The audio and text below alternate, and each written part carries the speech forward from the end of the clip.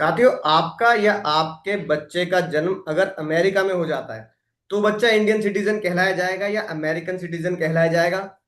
या वो बच्चा पासपोर्ट जब बनवाएगा तो इंडिया आने के लिए बनवाएगा या अमेरिका जाने के लिए बनवाएगा? आज हम खुलासा करने वाले हैं इसी बात का, क्योंकि सुप्रीम कोर्ट का डिसीजन आ चुका है ट्रम्प के एक मुद्दे को लेकर। साथियों, मैं डॉक्टर अंकुर अग्रवाल, मेरे साथ जुड़ चुके हैं सीएमए अली नकवी सर। और ये हिस्टोरिक इवेंट इसलिए है कि 18, क्योंकि थोड़ा सा पहले लेके जाऊंगा आपको। 1898 में एक चाइनीज इमिग्रेंट पहुंचा अमेरिका।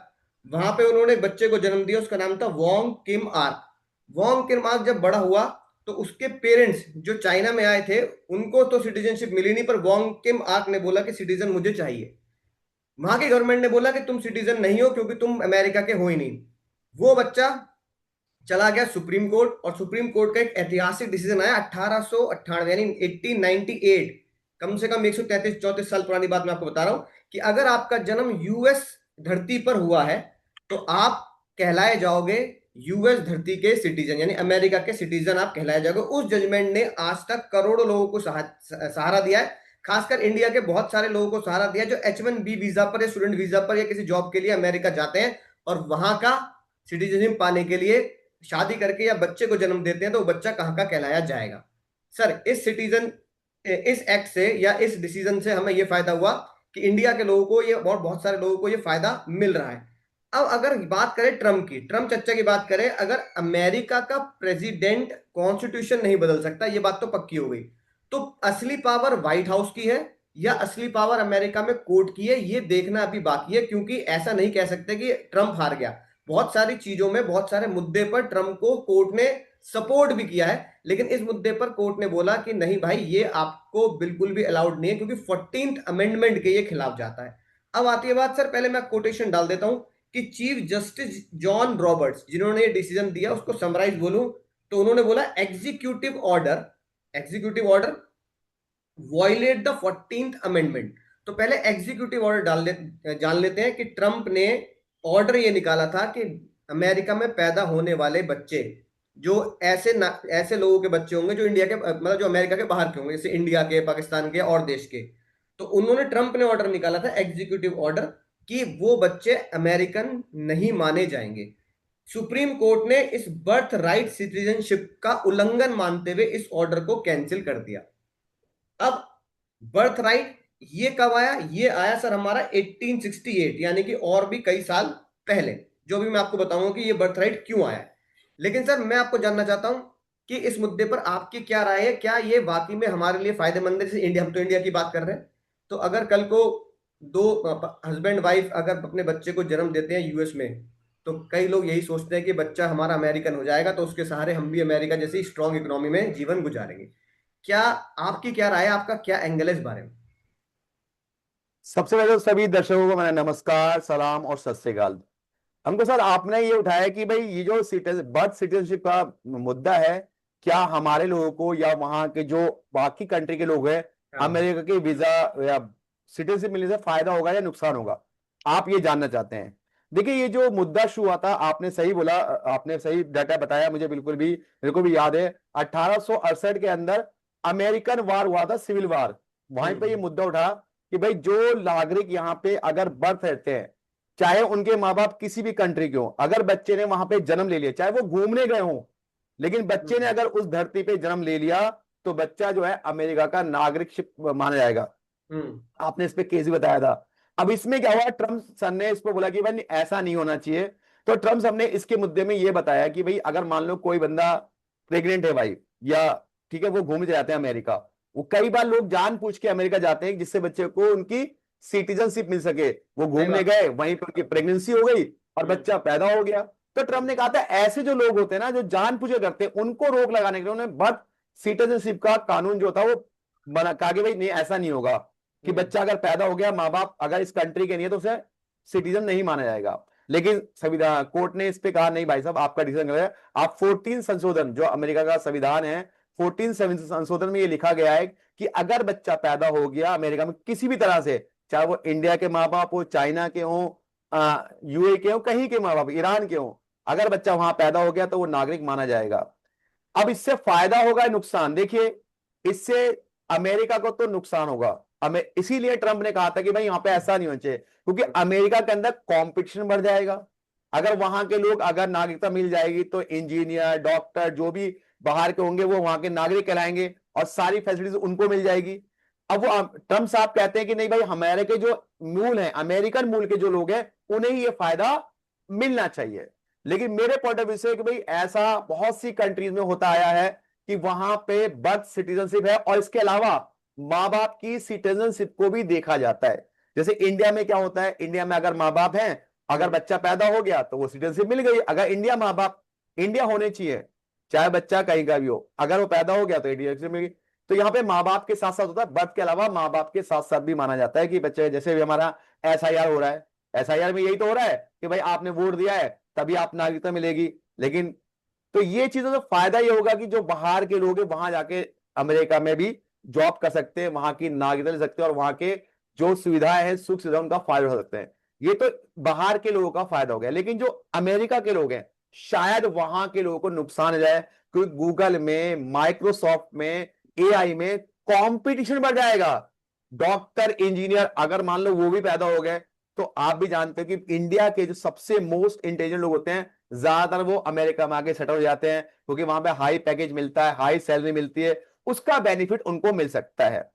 अब जो है मुद्दा जो था, ये मुद्दा था अमेरिका का। ट्रंप साहब ने कहा कि भाई बेशक उन्हें झटका लगा है सुप्रीम कोर्ट से, लेकिन ट्रंप साहब ने कहा है कि मैं इस मुद्दे को दोबारा उठाऊंगा, कांग्रेस संसद में लेके जाऊंगा और इसको चेंज करूंगा, अमेंड करूंगा। अभी ये पूरी तरह से, बेशक ये 6-2 के फैसले से ट्रंप साहब के अगेंस्ट गया है। हाँ, छह छह दो दो से। दो का फैसला है, छह छह ने दो का या छह आठ तीन से, जज। हाँ।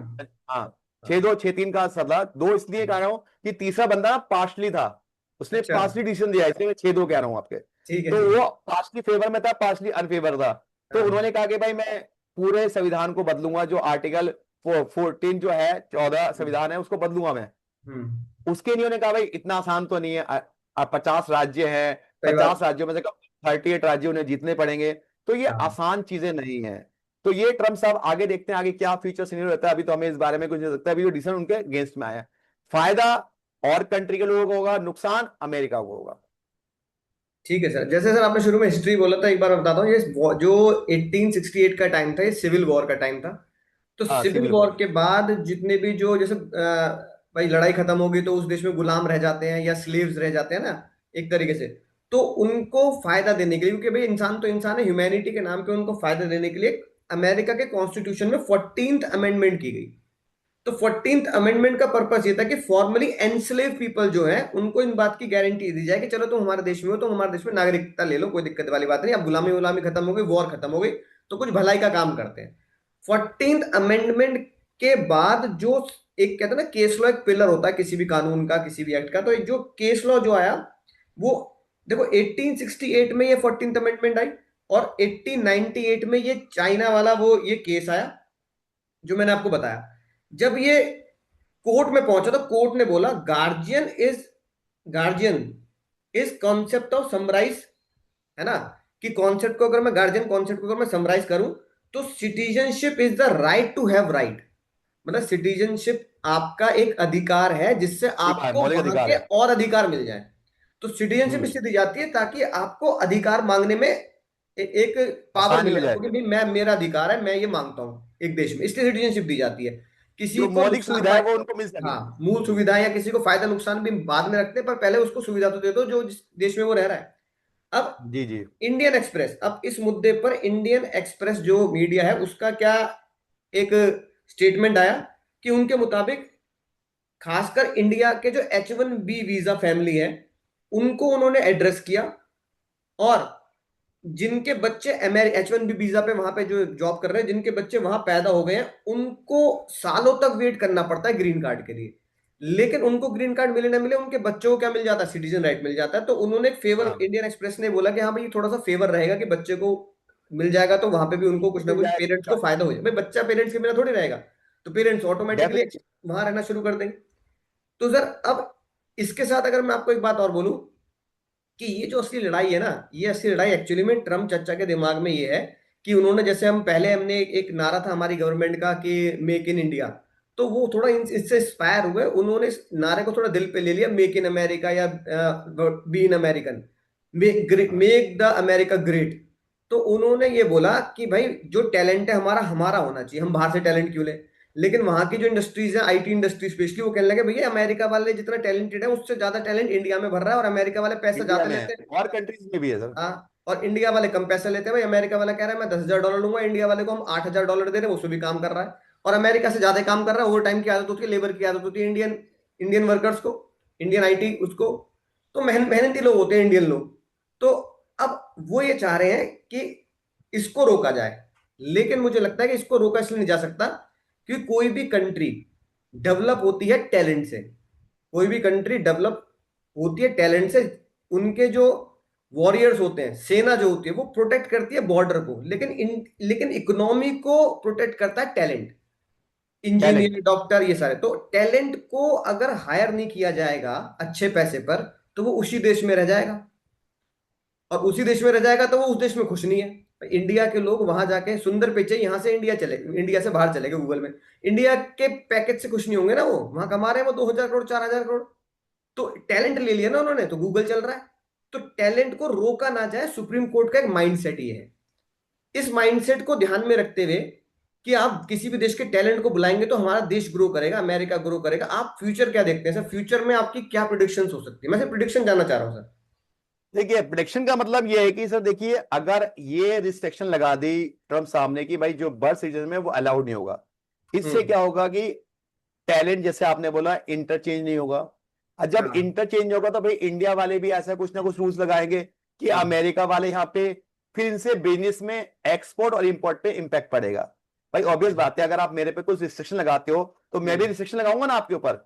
सही फिर बात क्या है। होगा, पूरी ग्लोबल इकोनॉमी के अंदर रिस्ट्रिक्शन लग जाएगी। और जब हाँ। ग्लोबल इकोनॉमी में रिस्ट्रिक्शन लग जाएगी तो जितनी भी इकोनॉमिक्स है ग्लोबली वो डिस्ट्रॉय होना शुरू हो जाएगी। तो मेरे हिसाब से सर ये जो ट्रम्प साहब, जो ट्रम्प चचा जी करना चाह रहे हैं, ये इम्पॉसिबल टास्क है पहली बात तो। हम्म। अगर ऐसा वो जीत गए केस, अगर उन्होंने ऐसा केस किया, तो इसका फ्यूचर प्रोडिक्शन में कह सकता हूं कि देश की जो ग्लोबल है, देश की नहीं बल्कि इंटरनेशनल इकोनॉमिक पे बहुत बड़ा इंपैक्ट पड़ेगा। अब आपका जो टैलेंट है इंटरचेंज नहीं होगा। जब टैलेंट इंटरचेंज नहीं होगा तो बाकी चीजों पे भी इंपैक्ट पड़ेगा ना भाई, एक्सपोर्ट और इंपोर्ट पड़ेगा। भाई वहां की जो कॉस्टली हो जाएगी, जब मान लो यहाँ का वर्कर वहां नहीं गया अमेरिका, इंडिया के जो वर्कर होते हैं वो सस्ती कॉस्ट पे करते हैं, अब वहां की लेबर कॉस्ट बढ़ जाएगी। जब सही लेबर बात। कॉस्ट बढ़ जाएगी तो प्रोडक्शन कॉस्ट बढ़ जाएगी, प्रोडक्शन कॉस्ट बढ़ जाएगी, अमेरिका के प्रोडक्ट महंगे हो जाएंगे। जब महंगे हो तो कौन खरीदेगा भैया? तो सबसे बड़ा तो ये लॉस होने वाला है कि भाई ग्लोबल इकोनॉमी पे डाउनफॉल आ जाए शुरू हो जाएगा। तीसरी बात ये होगी कि सर कि बाकी लोग भी, जो बाकी कंट्रीज हैं, वो भी अगर ऐसे रिस्ट्रिक्शन लगा देंगे, मान लो ट्रम्प साहब ने अपना डिसीजन पास करा दिया, तो हो सकता है ऑस्ट्रेलिया कर ले, हो सकता है और कंट्री कर ले। तो जहां पर जैसे ऑस्ट्रेलिया से कंट्री में आप जानते हैं पॉपुलेशन ही कितनी है, हम्म। बहुत छोटी सी पॉपुलेशन है। वहां पर यूई में, यूए के लोगों को काम करने की आदत नहीं है, ज्यादा इंडिया पाकिस्तान के लोग ही ज्यादा वहां पे काम करते हैं। शेख हाँ। साहब है ना, भाई शेख साहब को काम करने के, नवाब साहब को कहाँ काम करने की आदत है। तो वो हाँ, तो भैया इंडियन कहते हैं तेल का करो, आप कम इंडिया करो। पाकिस्तान से जाते अगर हैं। नहीं होगा तो वहां कैसे प्रोडक्शन होगा? तो हम्म। ये फ्यूचर में बहुत बड़ा क्राइसिस आ जाएंगे। और मैं जहां तक जानता हूं ये इम्पॉसिबल टास्क है। और इसका क्या होगा, इसका एक फीचर है कि अगर ट्रम्प साहब ने जिद करी तो हो सकता है वो मिड टर्म इलेक्शन हार भी जाए, क्योंकि बहुत से जो इंडस्ट्रीज है वहां की वो उनके अगेंस्ट हो हम्म। जाएगी। भाई हम्म। आप अकेलोते एक डिसीजन से सब पे इंपैक्ट पड़ रहा है, तो वो इलेक्शन हार सकते हैं। ये फ्यूचर प्रोडिक्शन है मेरी, कि अगर ये डिसीजन उन्होंने बाकी स्टेट में को फॉलो करके या किसी भी तरह से कर दिया तो वो इलेक्शन पक्का डेफिनेटली हारने वाले हैं।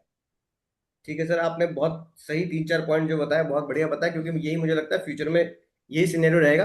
तो सर एंड में यही कहेंगे कि सर सवाल जो है वो अमेरिका के बर्थ राइट के सिटीजनशिप का नहीं है। अगर अमेरिका ने इस बर्थ राइट के डिसीजन को हटा भी दिया, मान लीजिए एक हाइपोथेटिकल सिचुएशन ले लेके चच्चा ने हटम बता चच्चा दिया। ने काम कर दिया, हटा दिया, तो इससे क्या होगा? स्टोरी बस ये नहीं होगा कि हम लोग सोच रहे हैं इंडिया वाले यार अब अमेरिका जाना बेकार है, 2 करोड़ रुपए देने पड़ेंगे हाँ। अब H1B वीजा के, या वहां की कंपनी अभी हम हायर नहीं करेगी क्योंकि वहां का तो अमेंडमेंट नहीं बदल दिया। नहीं, पिक्चर इससे बड़ी, इमिग्रेशन तो बहुत छोटी बात है, पिक्चर इससे बड़ी हो जाएगी सर। पिक्चर कैसे बड़ी हम्म। होगी सर? टैलेंट। आप टैलेंट कैसे हायर करेंगे? ग्लोबल टैलेंट कैसे हायर करेंगे? ग्लोबल टैलेंट के बिना मतलब आप इंडिया, जापान, इनके मतलब चाइना, इनके बिना टैलेंट हायर करना बड़ा मुश्किल है सर, है ना? एक देश में 100% कैसे? टैलेंट हो जाए, अभी तक ऐसा देश अभी दुनिया में आया है नहीं। दूसरा आया नहीं है। रिसर्च। हाँ, रिसर्च, जो लोग रिसर्च पे वो करते हैं, दिमाग लगाते हैं, है ना? तो वो रिसर्च भी ग्लोबल रिसर्च ही आती है। आप ये नहीं कह सकते भी आइंस्टाइन और ये सब हमारे देश में पैदा हो जाएंगे, नहीं सर। कुछ जो क्या कहते हैं बड़े बड़े रिसर्चर हुए हैं वो जर्मनी में भी हुए हैं, इटली में भी हुए हैं, मतलब बहुत रिसर्चर की बात है। इंडिया में रामानुजन जिन्होंने जीरो को डेवलप किया है ना, को कि डेवलप किया सर। रिसर्चर भी इंडिया में है, तो आप रिसर्चर खोदेंगे सारे। तीसरा सर स्टार्टअप्स का क्या होगा, जो एक बड़ा स्टार्टअप और एक अच्छे स्टार्टअप्स को कि जिस कंट्री को बूस्ट करता है वो स्टार्टअप्स आप खोदेंगे सर। इनोवेशन कॉस्ट आपकी बढ़ जाएगी क्योंकि वहां के लोग एक्सपेंसिव होते हैं। और सबसे इंपॉर्टेंट बात, क्या आप लॉन्ग टर्म इकोनॉमी को कैसे जज करते हैं, इंपॉर्टेंट बात सर्वाइव इमिग्रेशन में करेगी यही क्या? है। आप अमेरिका को 2050 में कैसे देखते हैं, जैसे हम कहते हैं ना कि how India will be in 2047, जब 100 साल हो जाएंगे हमारे आजादी के, तब हम इंडिया को कहाँ देखते हैं, ऐसे अमेरिका 2050 में अपने आप को कहाँ देखता है। ये सब बहुत ही ज्यादा मतलब इनकंसिस्टेंट चीजें हैं जो ट्रम्प चाचा के दिमाग में आने रही। उनकी जिंदगी तो भैया चलो 100 साल जी लेंगे तो 20 साल और हो जाएगी, लेकिन अमेरिका को तो 200 साल और आगे सर जाना 20 साल, है। 5 साल, 5 साल, 5 साल, तो 5 साल, 20 साल मैं तो तो बहुत कह रहा हूँ बड़ी चलो बात है। परमानेंट 100 साल भी 5 कर साल दी, पर अमेरिका की जिंदगी 20 साल थोड़ी, अमेरिका की जिंदगी तो और 200 साल कितने साल है। भाई, ये उनको तो वही अमेरिका है के जो बारे में, लॉ हाँ बताया जाता है, परपेचुअल सक्सेशन। कंट्री को हाँ ना खत्म हो जाएगी, वो तो वही तो। चलती रहेगी लाइफ टाइम तक। तो उनको अमेरिका के बारे में सोचना है, शायद वो कुछ अपने पर्सनल मुद्दे पे भी शायद कभी कभार, भाई ह्यूमन तो होता है, पर्सनल मुद्दे भी ले जाता है। तो सर असली बात ये है कि अगर वो टैलेंट आप हायर नहीं करेंगे तो वो नुकसान किस फॉर्म में होगा। सबसे पहला टैक्स, अगर कोई इंडियन पर्सन वहां जाके काम कर रहा है और वो $10,000 $20,000 महीने के कमा रहा है, तो टैक्स भी तो वहीं दे रहा है वो। सबसे पहले तो गवर्नमेंट का फायदा हो रहा है, टैक्स वहीं दे रहा है। गवर्नमेंट का इनोवेटर्स फायदा हो रहा वहां है। हो रहे हैं। सुंदर पिचाई वहां है। सुंदर पिचाई ने गूगल को, गूगल के पिलर है वो, तो अगर सुंदर पिचाई अगर उनको नहीं मिले होते तो आप सोचो गूगल उस जगह पे नहीं होता जिस जगह पे आज गूगल अपने आप को देखता है। तो आप अगर कंपटीटर इंडिया का टैलेंट वहां नहीं जाता तो कहाँ वहां जाता? नहीं जाता। हाँ, कहाँ तो लोकल कहाँ बर्थ होता फिर? सिटीजनशिप राइट का डिबेट सिर्फ इमिग्रेशन तक नहीं है सर। मैं दर्शकों से भी कहना चाहता हूं, बर्थ सिटीजनशिप राइट का डिबेट पहुंच चुका है इकोनॉमिक पावर तक, कि आप देश की इकोनॉमी को कैसे देखते हैं। सेम बात हमारे यहाँ भी लगती है। और क्योंकि ये मुद्दा अमेरिका का है, कई इंडियंस से जुड़े मुद्दे भी हैं, तो हमें उम्मीद है कि आप लोगों को ये बात थोड़ी सी समझ में आई होगी, या डिस्कशन थोड़ा समझ में आया होगा कि बर्थ सिटीजनशिप राइट सिर्फ इमिग्रेशन का मुद्दा नहीं होता, ये फ्यूचर की इकोनॉमी और अमेरिका के भविष्य का मुद्दा भी होता है। तो मैं साथियों डॉक्टर अंकुर अग्रवाल अली नफी सर के साथ मिलूंगा अगले ऐसी एक इंटरेस्टिंग और जरूरी मुद्दे हॉट टॉपिक के साथ। तब तक आप स्पिरिचुअल डॉक्टर को सब्सक्राइब कर, तब तक आप हमारे एंगल एक्स को सब्सक्राइब कर दीजिए। जय हिंद दोस्तों। जय हिंद।